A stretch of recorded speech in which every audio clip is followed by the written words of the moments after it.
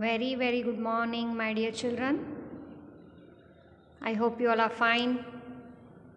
Today in this session, we will start with SS, lesson number 9. Name of the lesson is Our Economic System. What is our Indian's economic system? We will see in this chapter how our government runs and which type of systems are followed at all the levels. You can see over here the picture is given. Number 1 is bank. Number 2 is field farming is going on. Number 3 harvesting, you can see over here. Number 4 marketing yard.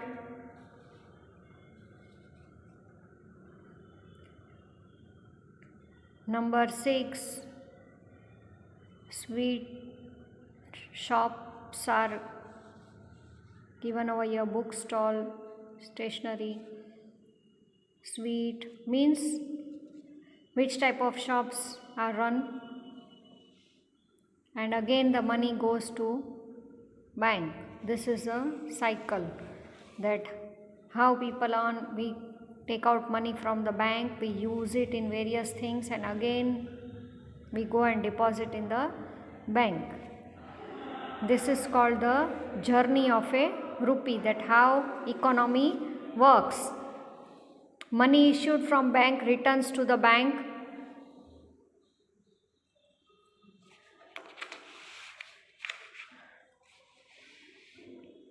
Now, economic activities are mainly divided into 3 sectors.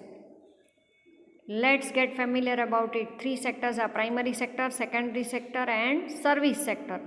Now we will study that each deeply. Primary sector, what is there in the primary sector and how it is run. Certain resources are obtained directly from the nature and are used by us. Example, food, grains, fruits and vegetables we get directly from the plants, from the nature. We obtain wood, medicinal plants, gum, etc. from forest, and milk, meat, bones and leather from animals. Means all these things we get from the nature, from animals, from forest and from fields. We get fish from water and minerals from beneath the earth's surface. So again this thing we get from the nature, from the water. In short, forest, agriculture, mining, animal husbandry, fisheries, etc. provide raw material to us for food and industrially manufactured products or goods. Thus, these activities are categorized as the primary sector. These come under the primary sector. Now, we go to the next, that is secondary sector. Which things are included in secondary sector? Let us see. It is also known as manufacturing sector. These things were directly we get from the nature, and now in secondary sector we have to manufacture. Certain primary products are such that it has to be processed into a finished product to be of any use to us.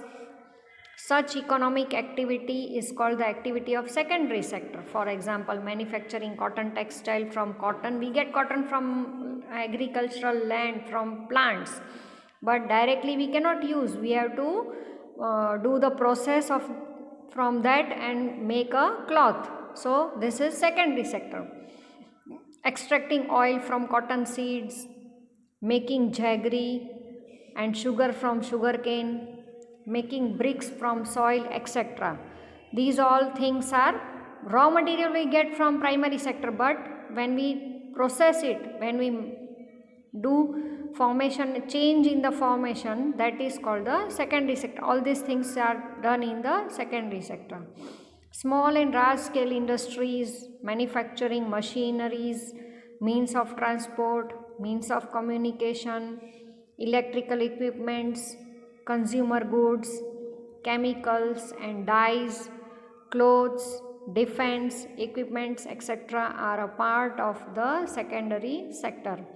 That is why it is also known as the industrial sector. We can say that secondary sector is also called an industrial sector also. Next, last, that is third sector is service sector. It is also known as the tertiary sector. Tertiary sector, the primary and the secondary sectors cannot function without this sector. The raw material or finished products have to be transported to various manufacturing units or trades, for which various means of transportation and infrastructure, airways, waterways, roadways, electricity and other fuel facilities become essential. To maintain the communication between manufacturing and trading units, telecommunication, letters, internet, etc. are essential to sustain the entire network of production and distribution. Education, health, banking, insurance facilities are also required. In the modern times, ATM, call center, software, designing, etc. have become very important services. We cannot, both the primary and secondary sectors are not successful till the service sectors work on it. The importance of service sector has been increasing day by day in India. How do we account the value of goods and services of various sectors and also calculate the total production? Farmer sells wheat at the rate of 15 rupees per kg to flour or mill. There it is turned into flour and sold to a biscuit making company for rupees 20 per kg. The biscuit making company mixes sugar, ghee and other things with a flour and makes 4 big packets of biscuits. It is sold in the market for rupees 80, per packet rupees 20. The biscuit is at the end product which reaches the consumer. So you can see this one example is given of biscuit, that from wheat flour is made, from flour it is sold to the biscuit factory, and again biscuit making company resells this finished product to the consumer, and see how the rates increase per step, and finally in the consumer's hand it comes to the 80 rupees. Now one more example you can see over here. The boy is standing with the cup of tea. He is saying, let's drink tea. Now inflation of how it becomes costly. 1 cup of tea costs rupees 7.50 paisa to the owner of a hotel, and he earns rupees 250 as a profit. So what will be his selling price? Suppose the cost of a milk increases by 2 rupees per liter. What will be the original cost and selling cost of the cup of the tea? It will increase only, no? Obviously. When the raw material is costly, then finished product will be more costly. What will be the effect of your household budget if the price of the sugar increases per kg 1 rupees? What will be the effect on your household budget if the price of gas cylinder increases by rupees 50? Obviously, our cost of living will go high, and for that we have to earn more. Effect on the bus and the school bus fare if the price of the diesel increases by rupees 2.50 per liter, though that also the tickets will be costly when we travel in the bus. Then the rate of tickets will also be increased. The economic activities are also classified on the basis of ownership: government ownership, private ownership and joint sector. The industries which are owned by the government and are run under the policies of the government are the public sector industries. For example, Bhilai Steel Plant, Bharat Heavy Electricals Limited, in short it is said BHEL, Oil and Natural Gas Corporation, that is ONGC, etc. These are under the government ownership. Now private ownership, the industries which are owned and run by private owners are termed as a private sector units. For example, Tata Iron and Steel Company Limited, Reliance, Torrent, Cadila, etc. These all are the private companies, private sectors. Their owners are private, not under the government. Now joint sector, there are certain limitations to public sector's units. Generally we find less dedication and commitment towards work in public sector units. To control this and to generate sufficient amount of required capital, the private sector units are asked to join the public sector units. This is known as the joint sector. In this, the government enjoys a greater control, means the government has a control over it and the private people are involved in it, and that is the joint capital. If the government control the generate a sufficient amount of required capital, the private sector units are included in it, and both government and the private, they both jointly do together that run the institute. That is called the joint sector. The sector is cooperative sector. What do you mean by the cooperative sector? There are many people in the country who are not economically very sound. They are not in the condition to start their own or small or cottage industry. At that time they go for the cooperative. People make cooperative society group, and where they undertake the manufacturing and selling processes. The units that are started with cooperation of a group of people are known as cooperative sector units. For example, dairy, sugar mills, etc. Now, classification of economic activities into organized and unorganized sector. One example is given over here. Kanta and Kamal. Kanta works in an office from 9:30 to 5:30 p.m. She gets the salary at the end of every month regularly. Apart from salary, she is eligible for the benefit of pension, PPF. She also receives medical allowance, other allowances also. Kanta gets the salary for Sunday too, which is a holiday for her, but she has been given appointment letter which states the rules and regulations for job. Thus, Kanta works in an organized sector. Now, example of unorganized. Kamal is a neighbor of Kanta. He works on daily wages in a grocery shop. He goes to the shop from morning 8 to till 9 p.m. in the evening. He does not get any allowance apart from the daily wages. He is not paid for the day. He does not go to work. He does not get any paid holidays. He has also not received any appointment letter. His boss can tell him to leave the job at any time.